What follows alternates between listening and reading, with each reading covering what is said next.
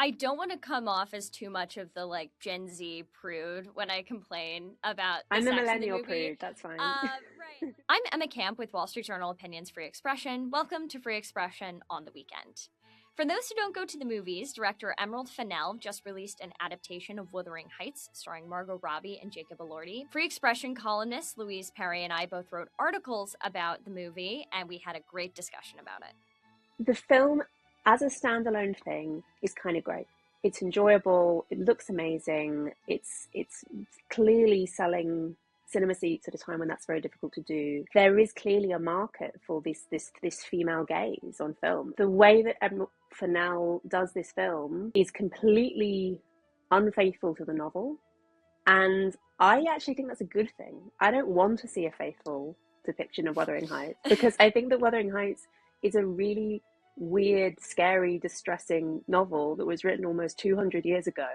And I actually think that most modern audiences don't want to engage with it on those terms. They want to see something completely different. They want to see a modern film. I don't totally disagree there. I remember leaving the theater and thinking, like, I was really expecting to hate the movie because of everything that I had seen about it. And I didn't. I was sort of like, this is fine. I don't think I loved it as much as you did. And I think why I ended up calling it fan fiction is I realized, like, it was perfectly serviceable as an adaptation of something that isn't Wuthering Heights. Right. Like, the best thing I could compare it to is like Bridgerton to Jane Austen. Like, Bridgerton on its own terms is sort of this like steamy bodice ripper. I mean, they're literally adapted from these kind of bodice ripper romance novels, vaguely Regency romance novels, and when viewed on those terms, it gets the job done.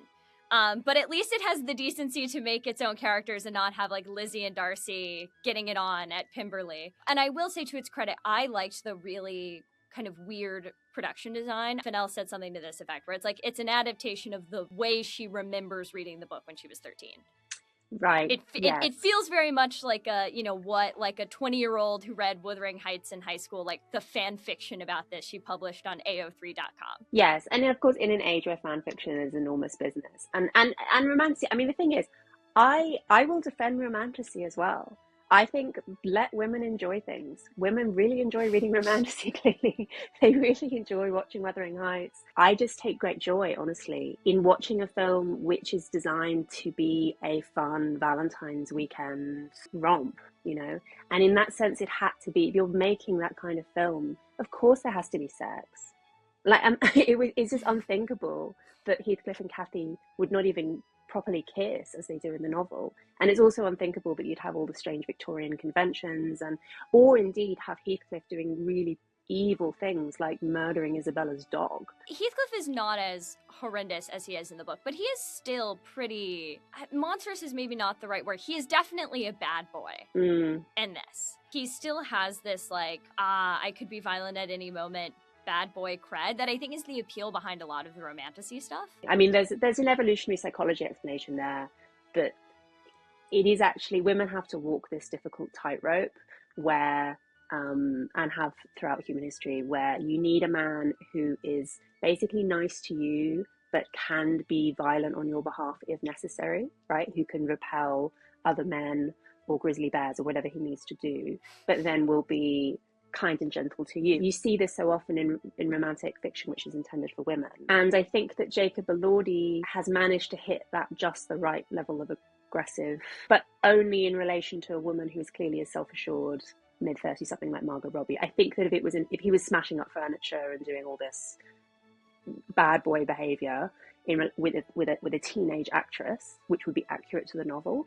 I think we would find it repulsive. And I think Fennell gets this. You know, she's finessed it just so to make it so the modern audiences find this kind of thing palatable. I don't want to come off as too much of the like Gen Z prude when I complain about I'm the sex millennial in the movie. prude, that's fine. Right. Like, it isn't that I object to sex in a movie, especially because as far as like how much gets exposed goes, this is far, this is not actually that explicit. But I'm thinking of okay, what does it mean that we kind of mandate that romantic stories have to have a lot of sex, even if the sort of source material didn't? I am fascinated and a little weirded out by the way over the past couple of years, any like stigma around reading erotica has totally disappeared, and it's like out in the open. Like, I wrote about this in the piece. I was in Washington, D.C. this weekend. I walked into this like cutesy gift shop that sold like novelty candles and literally had friendship bracelet making classes available,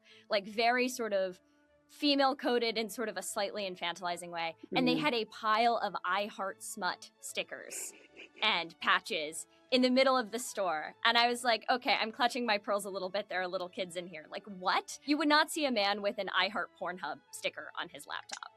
And I think we should have a little bit of shame here. Like, you know, read whatever you want, but I think we've crossed a line if people are buying I Heart Smut stickers for their laptops and water bottles.